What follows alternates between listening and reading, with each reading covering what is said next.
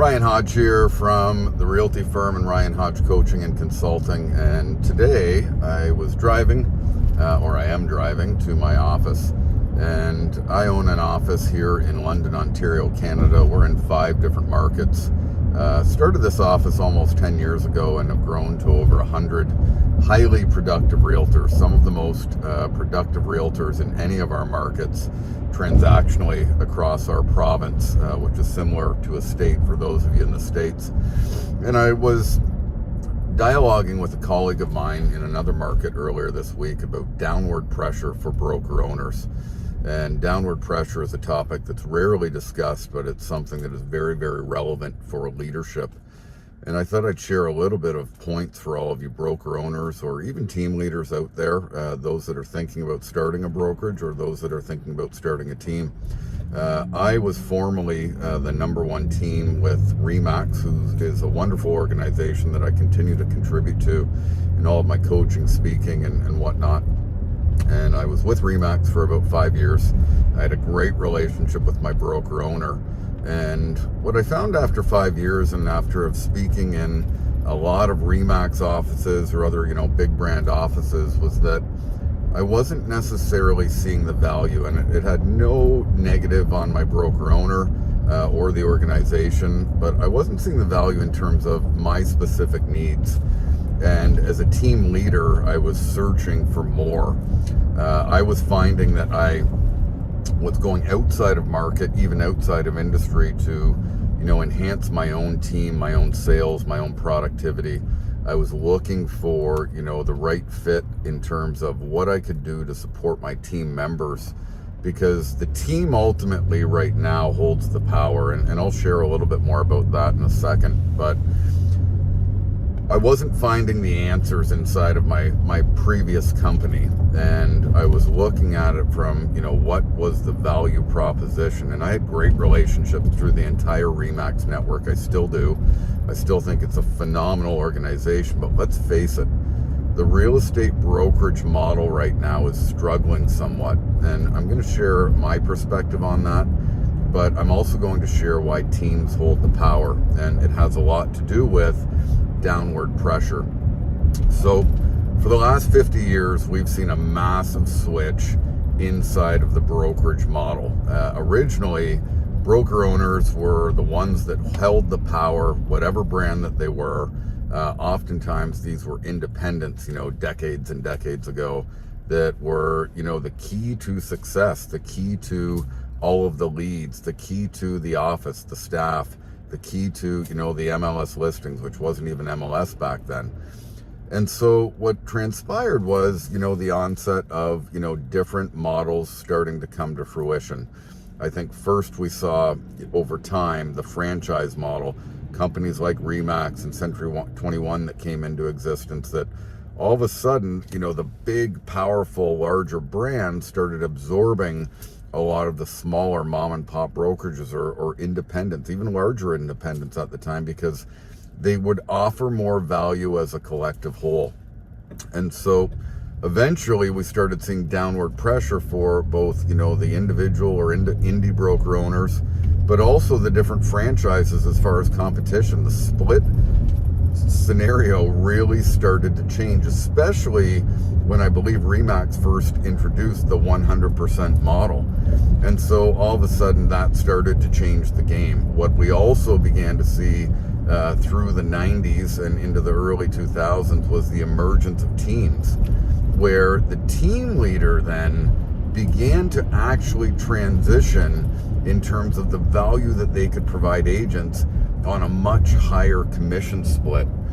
And so we continue to see that today. Now we've seen the emergence of mega teams, some of these teams that have 50, 70, 100 plus agents on a team, which is just phenomenal, carrying that traditional 50-50 split or above, paying a service fee to their brokerage in many cases if they haven't chosen to go independent.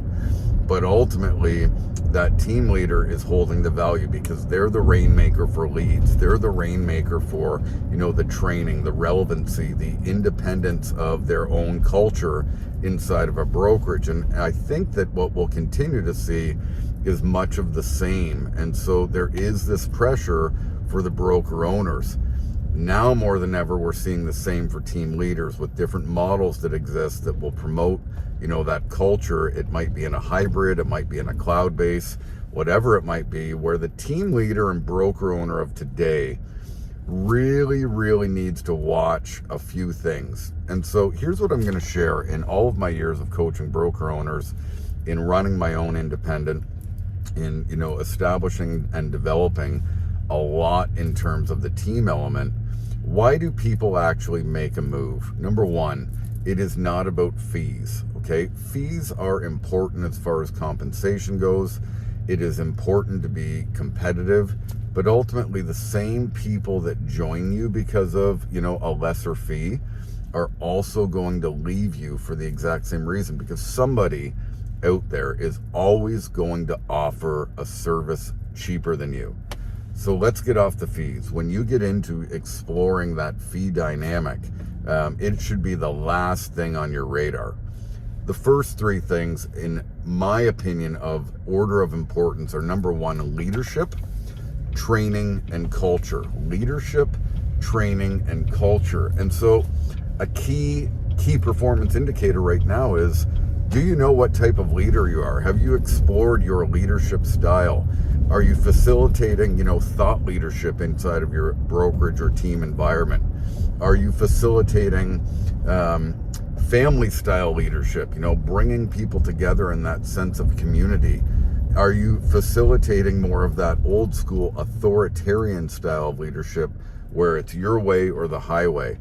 Right now, I think that people more than ever are seeking a combination of thought leadership, so creative idea exchange, abundance and contribution, with that family style, which is going to lend well to how you begin to map out your training. The other thing too is, are you staying relevant as a leader? Are you somebody that actually walks the talk? Have you been in production before, or have you not? And the reason that I share this is that there are a lot of profiteers right now that are taking our agents good hard-earned money. It is rampant in the coaching space. But the same thing applies for the leadership model. So you don't have to have been maybe a top producer like myself, selling over 100 homes or close to 200 homes a year. But, have you done it before where you can transfer your value from your own experiences rather than just talking in the dialogue of hype and theory? Also, when it comes to training, isn't relevant. It's not going to cut it to stay complacent in today's internet-empowered, relevant consumer training environment. The stuff that is packaged up from 1985 from Denver, Colorado or Austin, Texas just isn't going to get it done in today's day and age. And so what training are you bringing into the office? Because here's the thing. The downward pressure that you're probably experiencing, much like all of us do in the broker owner space or even team leader space, isn't something that should facilitate you taking your foot off the gas, not bringing people in, not spending some money to generate an experience. Because if you're just sitting there hoping for your agents to become productive, here's what I'll share. You cannot make anybody productive. It is impossible. What you can do is facilitate the environment of productivity. And you can start looking at that from the way that you're training agents. Another secret I'll share, and I've spoken all over North America, into Europe, all over the world really, in terms of, the training that I do. But inside of my own organization, while we have a highly engaged training, we have highly engaged coaching with me one-on-one, people don't always want to hear me speak. They want to hear from the experiences of others as well. So you can't just always be the one that's going to share, because eventually your agents are going to be seeking more. And guess what? They deserve more. So are you bringing in the right training companies, the right speakers, the right products to facilitate that environment rather than just wishing that it happens? Because that just won't cut it right now. The agents are looking for more. You've got pressure on yourself to bring that value. You've got a dynamic that will need to lend to the agents finding a path of productivity that suits them. And it's not a one size fits all. You cannot just talk about cold calling or door knocking or open houses or the traditional stuff. And guess what? Those all work. But today agents are finding, ways to generate a lot of business through social media, whether it's paid or free. They need to know about online lead generation and funneling leads into their own, training environment, into their own team environment, into their own productivity environment. They need to know how to convert those leads. And if you haven't done it, then you're going to need to bring somebody else in that's credible, relevant, and has documented results. You'll hear me talk about that all the time. The other element that you want to look at with training is there's so many different ways to enhance the story right now. And story branding is something that I actually teach on in terms of the agents not only sharing the story of themselves and going to a deeper space with their own audience to attract more of their ideal clients, but also creating the right stories, story branding themselves for the purpose of their clients. And guess what? You can do this for your clients, which are your agents or your team members as well. So consider that when you're looking at the different facets of training. And I'm fortunate to, coach broker owners on exactly what we've done in our training model to, facilitate the different pillars of productivity in that type of environment. Finally, culture. And is your organization a culture of abundance or is it a culture of scarcity? Agents don't want to be involved in the old school, toxic, secret agent environment anymore. We need as leaders to facilitate that thought exchange, that path of contribution, idea sharing, and abundance. We need to bring people together in the form of community. And community and connectivity are two of the most relevant things that we can look at when it comes to culture in today's space, especially in the brokerage space. If you're not reaching out to your agents to find out what it is that they need, what it is that they want, what it is that they're searching for in terms of their own personal pain points, don't be surprised if they leave you. And we know what the attrition rates look like right now inside of the brokerage and team environment. So these are a few explorations I wanted to give as you navigate your own downward pressure if you're a leader, again, as a brokerage or a team. If you have any questions, by all means, subscribe to this channel. I post content almost daily, whether it's in my short or long form videos. And don't hesitate to reach out to me. I am looking to mentor broker owners, team leaders, and individual agents this year at the highest level possible.